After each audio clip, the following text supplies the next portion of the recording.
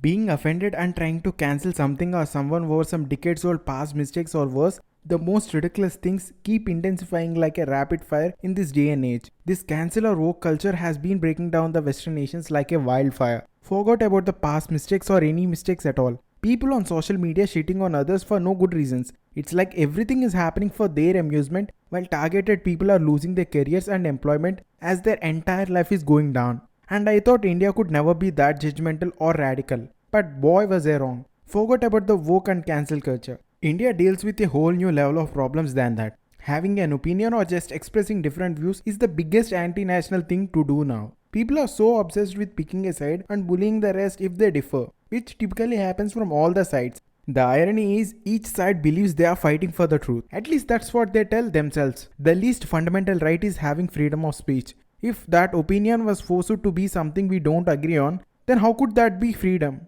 It isn't just politics, sports, celebrities, or any basic discussion that is turning into an opportunity to bully or choose a side. Why can't we agree to disagree? What's wrong with having a different viewpoint? As I said, India deals in a whole new level of this woke and cancel culture mess, and this might be the next step the West yet to see. The people of social media are the set of biggest bullies we could ever see. I mean, their toxicity is always on top tier. For fuck's sake, an opinion, a diverse opinion, that's all you need to draw someone as a hater or an ass kisser, and no in between. How could people live without supporting someone, right? As I said, somehow the people of social media became the judges, jury, and executioners who never ceased to evade the truth. There are several instances where this was proven. And seriously, is that so wrong to not choose a side? Okay, forget about the side. What about the truth? Some might even say the truth continues to be the least significant thing nowadays. We select drama and judge the shit out of someone any day. So is that woke enough? We don't use the word woke directly. Instead, we make abuses as hashtag trends and lectures about how wrong other people's beliefs are. As I said, opinions. That's all it takes. Even if we talk about the West, several things were messed up and far from perfect, such as race discrimination, gender inequalities. Even the pronoun usage has been the most controversial thing. And yes, speech is now being considered as a form of physical abuse. There is a thin line between being offensive, abusive, spreading hate compared to just sharing a diverse perspective. Still, as I said, everything you disagree on became offensive and you became the offender as well as the victim of this woke culture. We are facing the similar issues here as well, but instead of race, we got caste and religion. Gender inequalities are just too extreme. Either you see the most radical psychotic feminists hating men for life as a motto, or misogynistic fools who straight up degrade and commit heinous crimes against women.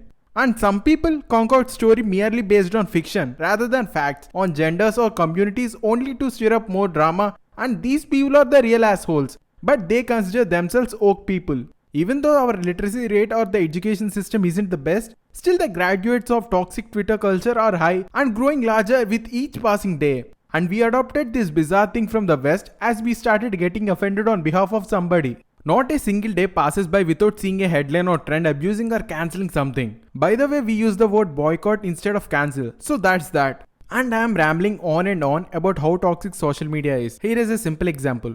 Go on Twitter and tag some influential politician when he is trending with a tweet suggesting how you differ from his point of view and how his policy or their claims create more issues than solutions. The shit storm hits you so hard even before you realize suddenly you are being called out as a hater and receiving death threats from his supporters, and instantly you became a part of the ass-kissing club of opposition party in their eyes. And even when they got no clue on who you are or your political stance, and abruptly you are an anti-national. And if you comment something supporting them, suddenly you are an illiterate and a blind follower, but still an anti-national because you agreed. So just having a different perspective about an issue made you an anti-national in the eyes of the rest. The thing which puzzles me the most is how did we get here? Where sharing an idea became a crime, where we can't even discuss without getting offended about everything, then playing the victim card and then abusing the person as well as their entire family. There was a time when a particular community or caste of people wasn't allowed to express an opinion.